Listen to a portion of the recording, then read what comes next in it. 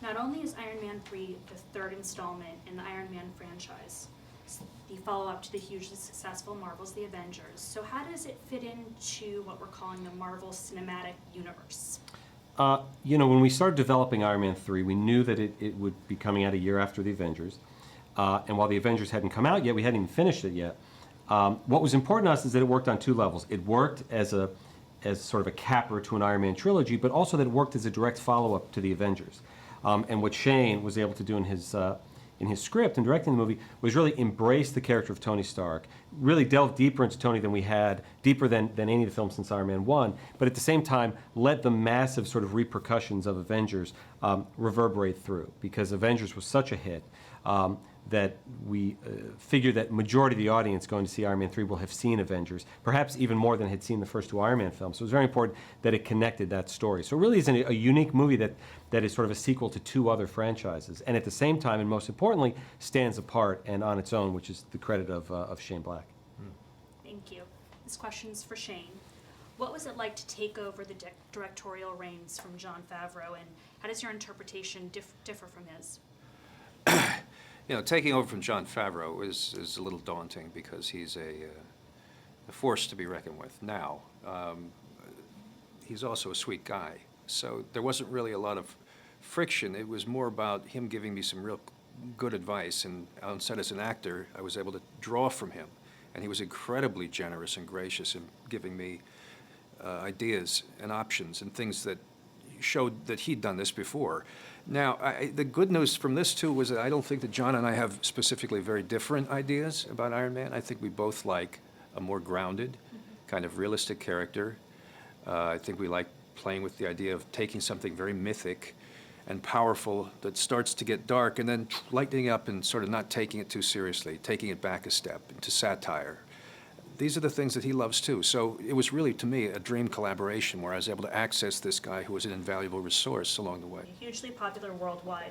What can you say about why the franchise has resonated so strongly with fans globally? Listen, the success of the movies is in no small part due to the fact that the fans have embraced it.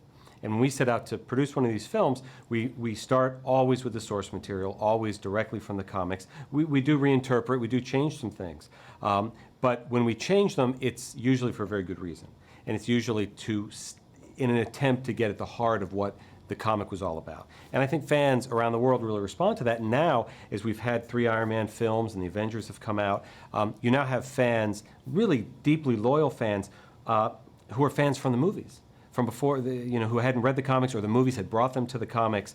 And for years and years, it was always the comics that brought them to the movies. And now we see that sort of spinning.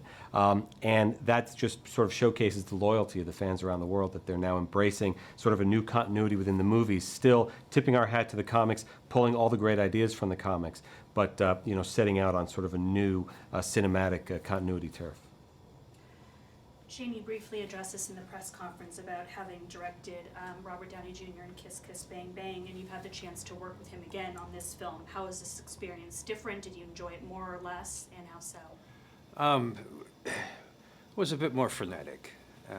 Kiss Kiss Bang Bang felt more like sort of a fun lark that took 35 days, and this is at least twice that. And I was tired on the day 30 on Kiss Kiss Bang Bang. I didn't want to keep going. I said, okay, just get me to the finish line.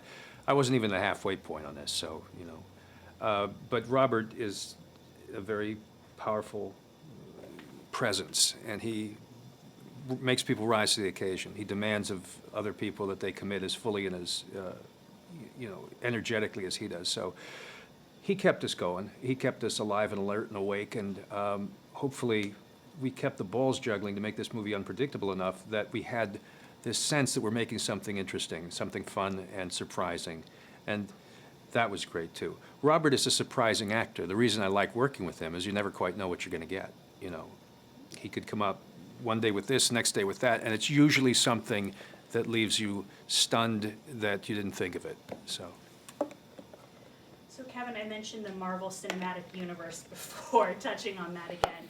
Does it ever give you pause to think how this franchise has paid off and paved the way for other similar franchises?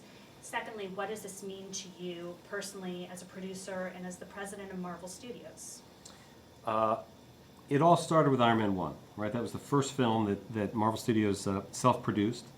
We'd certainly been involved in the Spider-Man franchise before that and the X-Men franchise before that. But that was really the first one that allowed Marvel and myself personally as a producer to put our mark on our films and our properties in the way that we wanted to see them made. And in fact, the audience embraced that so wholeheartedly, really gave us confidence to plow forward with the entire cinematic universe. With the Hulk and with Iron Man 2 and Thor and Captain America, all leading to Avengers. And in the same way, it gave us confidence to now post-Avengers, and the Iron Man 3 being the first one of our next phase, gave us the confidence to do the unexpected, to go with our guts in ways that audiences may or may not predict, but that sort of keeps them and us on our toes. We never want to get predictable, and the easiest way to not be predictable is to have Shane Black behind the camera. And to the both of you, last question. What do you want audiences to get out of Iron Man 3? Do you think it will exceed their expectations? I hope that they get something from Iron Man 3, audiences get something from Iron Man 3 that is beyond just kind of a rock and roll movie. I hope that they see it as something that's more of a stew of elements, that is at times thrilling, other times can be sort of irreverent or funny. Ultimately, that stands the myth on its head a little bit, because we want to have some kind of a sense of satire running through this as well. And so I love the notion of trying to just be a little smart.